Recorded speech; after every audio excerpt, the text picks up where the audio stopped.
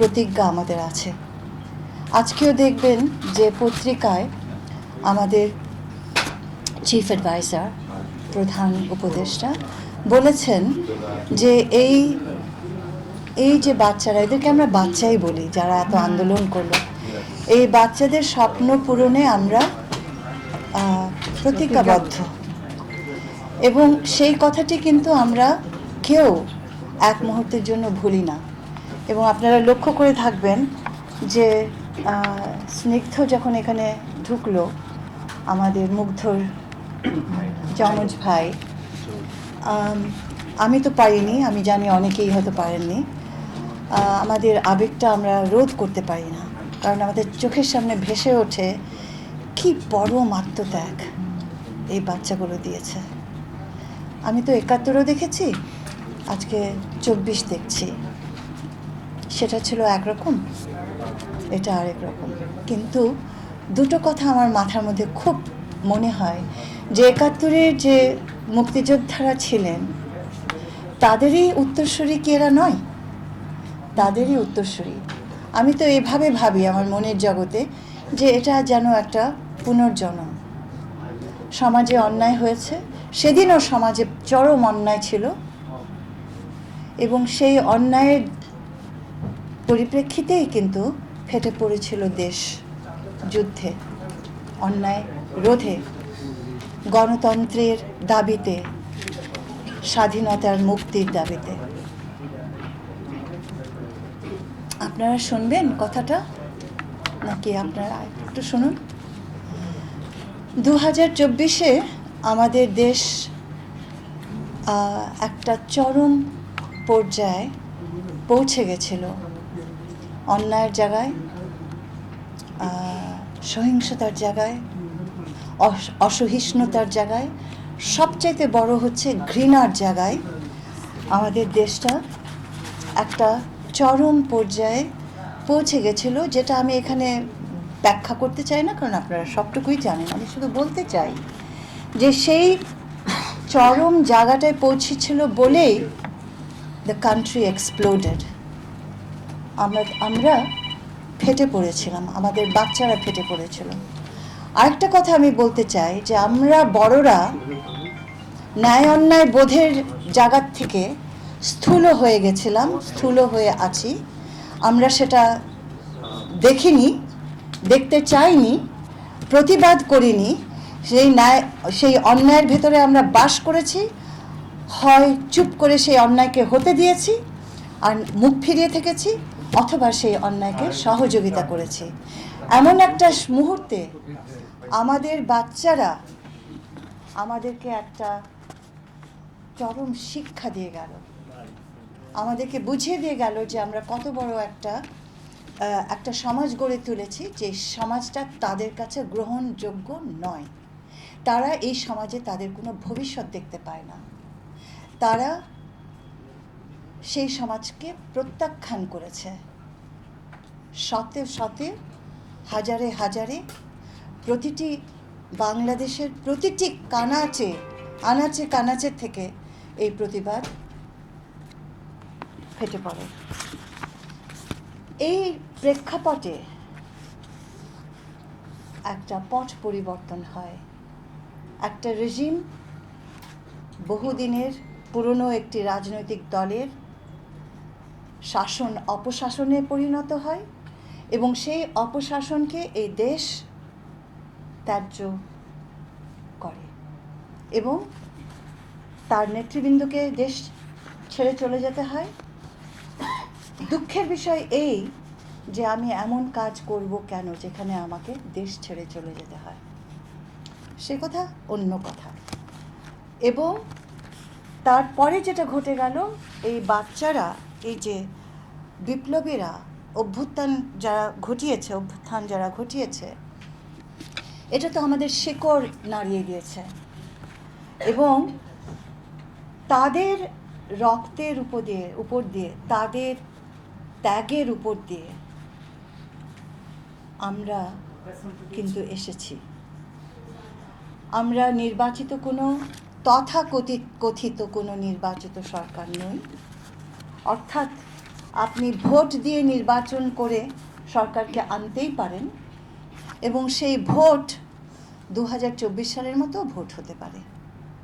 তার মানে হচ্ছে আপনি ভোট না দিয়েও একটি সরকারকে ক্ষমতায় আনেন এবং তাকে বলেন নির্বাচিত সরকার।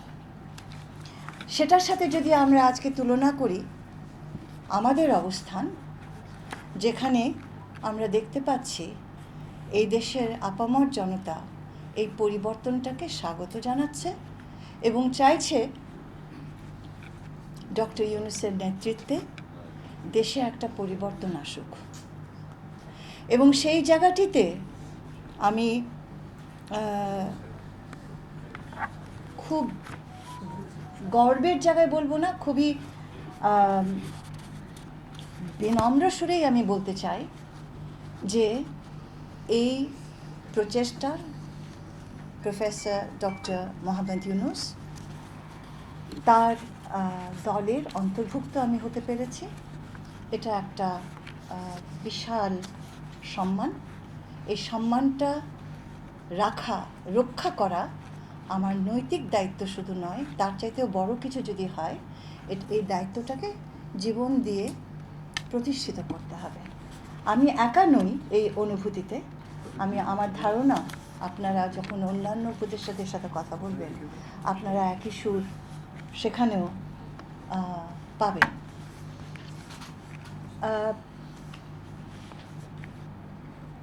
অর্থাৎ আমাদের পক্ষে এক মুহূর্তের জন্য ভোলা সম্ভব নয় কোন জোয়ারের মধ্য দিয়ে আমরা এখানে এসেছি, কোন কোন ত্যাগের মধ্য দিয়ে আমরা এখানে এসেছি, এবং ভোলা সম্ভব নয় যে এই বাচ্চা ছেলে মেয়েগুলো যে এত সাহসিকতার সাথে নিজেদের জীবন বিলিয়ে দিল,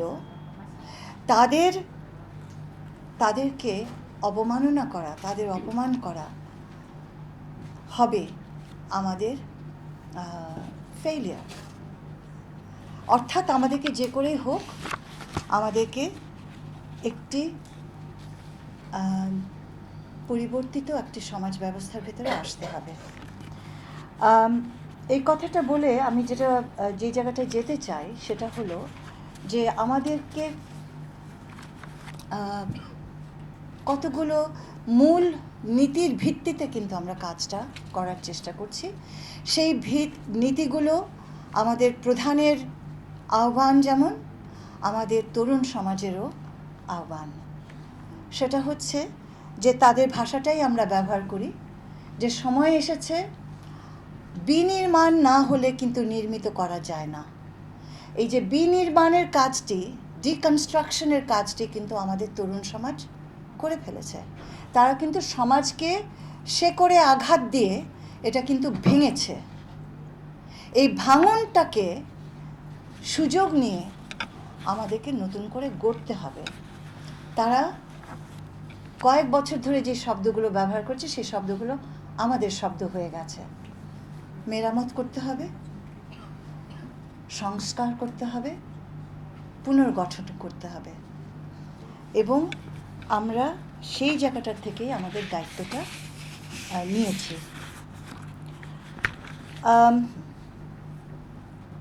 আমাদের সমাজ কল্যাণ মন্ত্রণালয়, আপনারা অনেকেই আমাকে আগের থেকে জানেন আমি সামাজিক কাজ, মানব অধিকার কাজ করি, তৃণমূলে বহু বছর কাজ করেছি।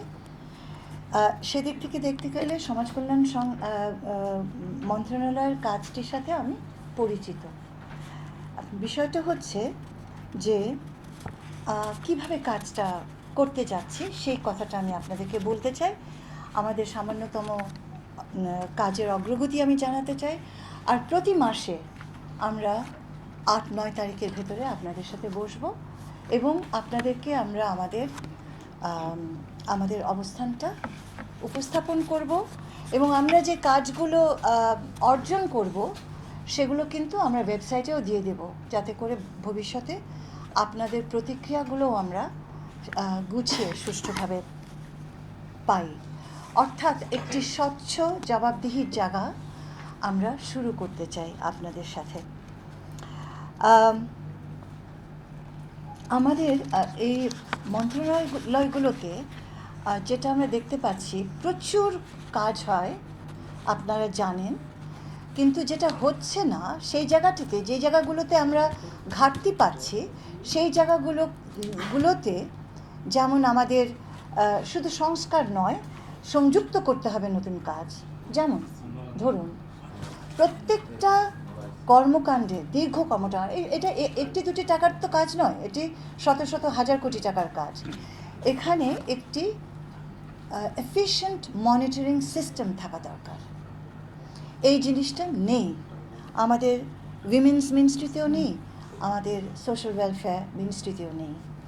এবং আপনারা জানেন যে কোনো প্রকল্প আমরা হাতে নিই, সেটার যদি ইম্প্যাক্ট ইভ্যালুয়েশন যদি প্রোগ্রাম ডিজাইনের ভেতরে না থাকে, তাহলে সেই প্রোগ্রামটাকে কোনোভাবে যাচাইও করা যায় না, মূল্যায়নও করা যায় না এবং এগিয়েও নেওয়া যায় না।